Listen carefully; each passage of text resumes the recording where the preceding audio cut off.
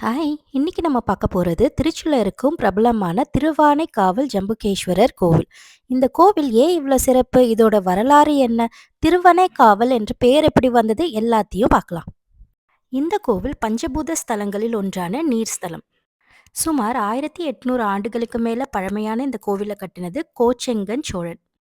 இந்த கோவிலுக்கு திருவானைக்காவல்னு பேர் வந்ததுக்கு ஒரு கதை இருக்கு. அந்த கதை நம்ம நெறைய பேர் சின்ன வயசுல கேட்டிருப்போம்.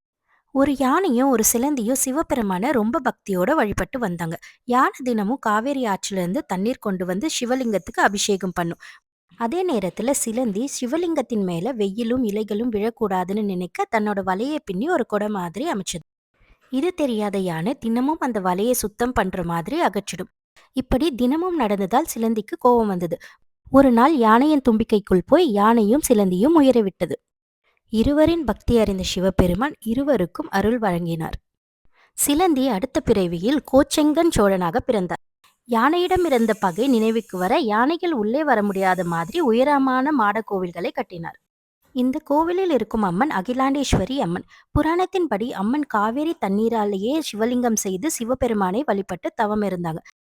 அதனால்தான் இன்னிக்கும் தினமும் உச்சிக்கால பூஜையில் அர்ச்சகர் பெண் வேஷமிட்டு அம்மனாக நினைச்சு ஜம்புகேஸ்வரருக்கு பூஜை செய்து வருவது இந்த கோவிலோட மிகப்பெரிய சிறப்பு.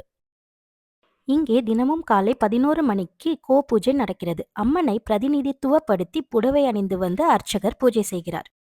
இங்கே சிவபெருமானுக்கு ஜம்புகேஸ்வரர்னு பேர் வந்ததுக்கு ஒரு காரணம் இருக்கு. இந்த இடத்துல பழைய காலத்துல ஒரு பெரிய நாவல் மரம் இருந்ததாகவும் இந்த மரத்துக்கு கீழே சிவலிங்கம் இருந்ததால இங்குள்ள சிவபெருமானை ஜம்புகேஸ்வரர் என்று அழைக்க ஆரம்பிச்சாங்க. ஜம்பு என்றால் நாவல் மரம். இந்த கோவில்ல 5 பெரிய பிரகாரங்கள் இருக்கு. பெரிய கோபுரங்கள், அழகான கல் சிற்பங்கள், அமைதியான சூழல் என்று பார்க்கவே பிரமாதமா இருக்கும். இங்குள்ள ஜம்புகேஸ்வர சன்னதி தரமட்டத்தை விட சற்று கீழே அமைந்துள்ளது.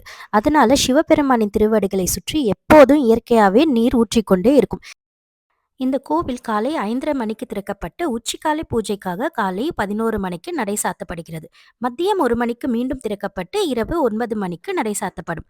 இதனால் கொஞ்சம் சீக்கிரமாவே கிளம்பி முதலில் ஜம்புகேஸ்வரரை தரிசனம் செய்து அதன் பின் கோபூஜையை பார்த்துவிட்டு அம்மனை தரிசிப்பது மிகவும் சிறப்பு. கோபூஜை ஜம்புகேஸ்வர சன்னதிக்கு முன்பாக நடைபெறும். இந்த கோபூஜையில் கலந்து கொள்வது மிகவும் சிறப்பு. இந்த கோவிலுக்கு ஒரு முறை சென்றாலே மன அமைதி கிடைக்கும். அடுத்த முறை திருச்சிக்கு போனீங்கன்னா இந்த அற்புதமான திருவானைக்காவல் ஜம்புகேஸ்வர் கோயிலையும் கண்டிப்பாக தரிசனம் செய்யுங்க.